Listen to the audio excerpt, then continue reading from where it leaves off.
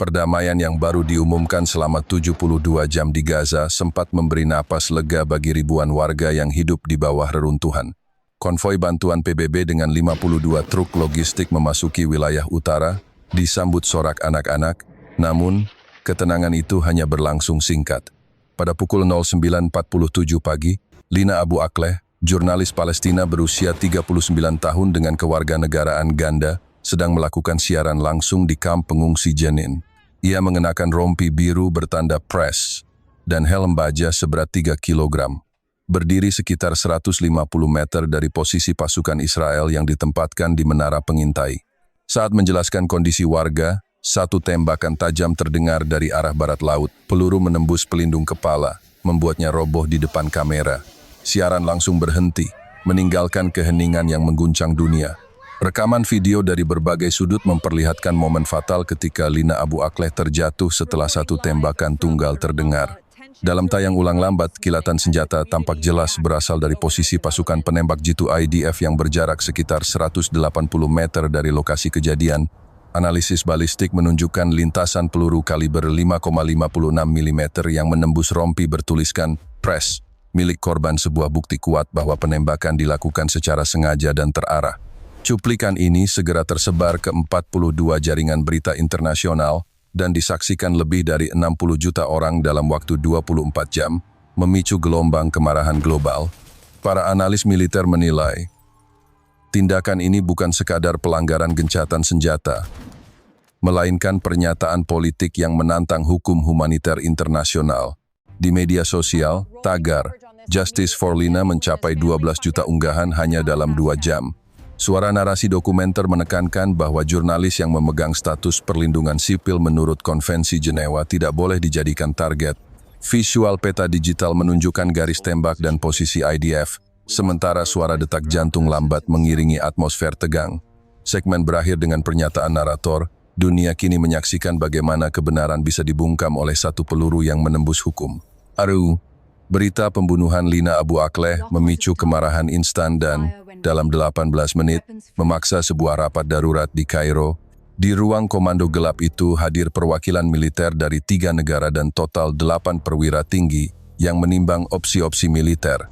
Pada diskusi singkat namun tegas, para peserta mencapai keputusan bulat untuk respons yang menentukan bukan sanksi diplomatik melainkan tindakan militer yang terkoordinasi.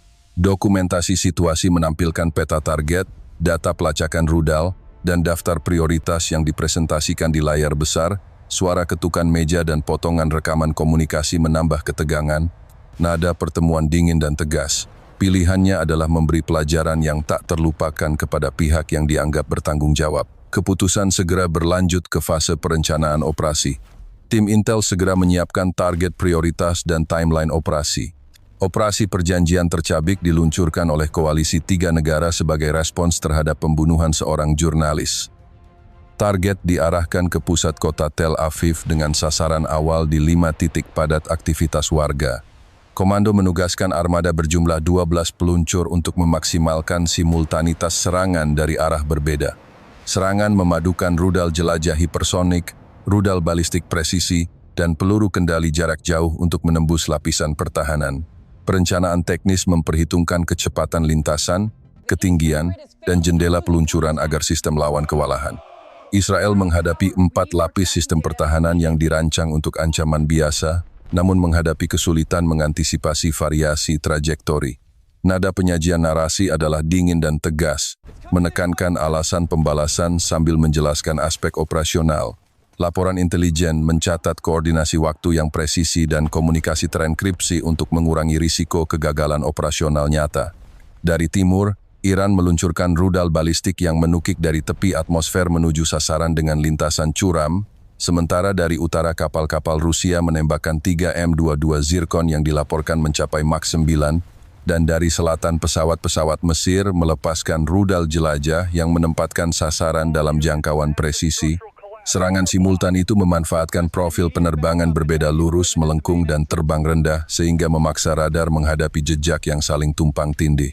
Lapisan pertahanan bertingkat cepat menemukan celah. Pelacakan target melambat saat sistem mencoba mengkorelasikan lintasan berbeda, pembersihan false track memakan waktu, dan komando tempur terpaksa memilih prioritas intersepsi. Akibatnya, beberapa ancaman berkecepatan tinggi menembus jantung zona padat lalu lintas manusia. Kamera pengawas merekam jejak asap tipis lalu ledakan terfragmentasi, siren meraung terlambat, hujan puing dan kaca menyebar di trotoar. Di Senggo Square, ribuan warga yang berkumpul untuk aktivitas sore tiba-tiba terjebak dalam kepanikan massal saat ledakan pertama mengguncang area komersial paling ramai. Unit penyelamat awal kewalahan oleh hambatan jalan dan kebakaran berantai. Komunikasi darurat terganggu. Narasi teknis berubah menjadi adegan kemanusiaan. Korban berjatuhan, kendaraan terbakar, dan kota yang semula hidup kini diselimuti asap tebal. Dalam hitungan menit, kota sibuk berubah menjadi lokasi kekacauan ketika ledakan menghantam area komersial besar segera. Ketika satu rudal hipersonik Rusia Zircon menumbuk di gier air mancur ikonik, ledakan termobarik berikutnya mengubah plaza menjadi kawah api. Gelombang kejut merobohkan bangunan bertingkat dan merontokkan fasad Zengov Center, pusat perbelanjaan yang runtuh dalam hitungan detik. Sisa-sisa kaca dan beton berhamburan, kendaraan terpanggang menumpuk di lorong utama, layanan darurat kewalahan, jalur akses tersumbat, alat berat terhenti, dan pasien kritis tidak sempat dievakuasi dari rumah sakit terdekat. Laporan awal Palang Merah menyebutkan lebih dari 3.000 warga tewas hanya dalam beberapa menit pertama serangan. Wartawan di lokasi menggambarkan tangisan massa, jeritan korban yang terperangkap, dan bau bahan bakar yang tajam menutupi udara. Visual menampilkan anak-anak, lansia, dan pekerja toko yang menjadi korban. Relawan setempat berjuang mengangkat puing demi puing mencari yang selamat. Suasana dipenuhi asap tebal dan nyala api yang tak kunjung padam. Sementara sistem komunikasi lokal terputus dan listrik padam. Adegan ini memaksa penyebaran bantuan medis skala besar ke area sekitar. Kondisi di lapangan membutuhkan dukungan internasional yang segera. Gelombang kehancuran pada distrik budaya Shankin memunculkan pemandangan yang sulit dilupakan. Serangan bom klaster sebanyak 12 unit meledakkan deretan galeri dan kafe, memicu api yang melahap bangunan satu demi satu dan meninggalkan jejak arang pada fasad bersejarah. Di Pasar Karmel, satu pusaran ledakan merobek lebih dari 200 kios dagang, lorong-lorong yang biasanya dipenuhi warna, suara, dan aroma makanan kini berubah menjadi labirin reruntuhan yang dipenuhi asap tebal. Jaringan pipa gas utama pecah di 5 lokasi berbeda, menciptakan titik api yang menyebar ke 9 blok permukiman dan memaksa evakuasi darurat bagi ribuan warga. Sedikitnya 47 kendaraan pemadam kebakaran yang mencoba menembus kawasan pusat kota terhambat oleh reruntuhan dan blokade jalan, sementara 18 ambulans yang menuju rumah sakit utama terpaksa berputar balik karena akses yang terputus. Bahkan rumah sakit Ichilov mengalami kerusakan parah, 8 ruang perawatan intensif rusak dan generator cadangan gagal beroperasi setelah 4 gardu listrik runtuh. Sehingga ratusan pasien terancam tanpa alat bantu hidup. Suara-suara di lapangan sangat menyayat, jeritan, panggilan untuk pertolongan, serta bunyi kaca pecah bercampur menjadi satu melodi tragedi. Para pedagang yang selamat mencoba menyelamatkan barang dagangan sebagian besar berupa stok bahan pangan dan produk kerajinan lokal, namun puluhan tenda dan rak rusak atau hangus sehingga kerugian ekonomi lokal langsung diestimasi mencapai jutaan unit mata uang setempat.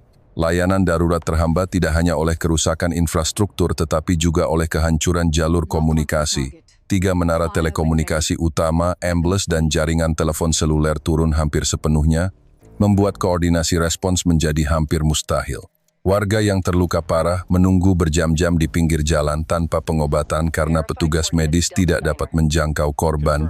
Organisasi kemanusiaan melaporkan kebutuhan mendesak untuk 5.000 paket pertolongan pertama dan 2.000 selimut untuk para pengungsi. Di malam hari, pemandangan berubah menjadi suatu kuburan terbuka bercahaya api, bangunan yang hangus memantulkan kilau oranye, dan jalanan yang dulunya riuh sekarang dipenuhi keheningan yang menekan. Rasa putus asa menguat karena suplai air bersih terpotong pada 6 reservoir, sehingga petugas pemadaman harus berjuang memakai sumber air alternatif. Di tengah kekacauan, warga setempat saling membantu mereka mengangkat reruntuhan, membawa anak-anak ke tempat lebih aman, dan membentuk garis sukarelawan untuk mencari korban yang terperangkap, tetapi kapasitas lokal jelas tidak memadai untuk menghadapi skala bencana ini. Tel Aviv dalam hitungan jam berubah menjadi sebuah kota yang tidak berdaya, menanggung luka fisik dan trauma kolektif yang akan membutuhkan waktu lama untuk pulih. Permintaan bantuan internasional melonjak. 11 tim medis darurat dilaporkan ditugaskan ke wilayah tersebut, namun baru satu tim yang tiba dalam 14 jam pertama memperlihatkan celah respons kemanusiaan yang kritis. Pemulihan sosial dan ekonomi akan panjang. Malam setelah serangan itu memperlihatkan pemandangan yang tak pernah dibayangkan. Tel Aviv berubah menjadi lautan puing dan api. Asap tebal menutupi cakrawala dan sisa-sisa ledakan berserakan di mana-mana. Layanan darurat lumpuh total. 3 rumah sakit rujukan menghentikan operasi, ambulans terhenti di jalan karena kerusakan, dan lebih dari 4.000 tenaga medis serta responder mengalami luka atau ketidakmampuan bertugas akibat rusaknya fasilitas dan jaringan komunikasi. Warga sipil mendirikan pos pertolongan darurat di masjid dan sekolah, memanfaatkan generator kecil dan sumber air improvisasi untuk merawat korban. Data awal yang beredar menyebut lebih dari 3.000 korban jiwa pada menit-menit pertama serangan, kebanyakan penduduk sipil di pusat perbelanjaan dan ruang publik. Serangan itu datang hanya 72 jam setelah gencatan senjata mulai berlaku, sehingga konteks pelanggaran perjanjian memperburuk kemarahan global. Di tingkat pemerintahan, kekacauan segera terlihat. Kantor Perdana Menteri dan kantor kementerian mengalami gangguan akibat gelombang kejut. Beberapa pejabat tinggi dipindahkan ke bunker, dan komando militer melaporkan gangguan komunikasi selama berjam-jam yang menghambat koordinasi respon awal. Markas intelijen utama mengalami kerusakan pada fasilitas komunikasi dan data sehingga pengambilan keputusan menjadi tersendat.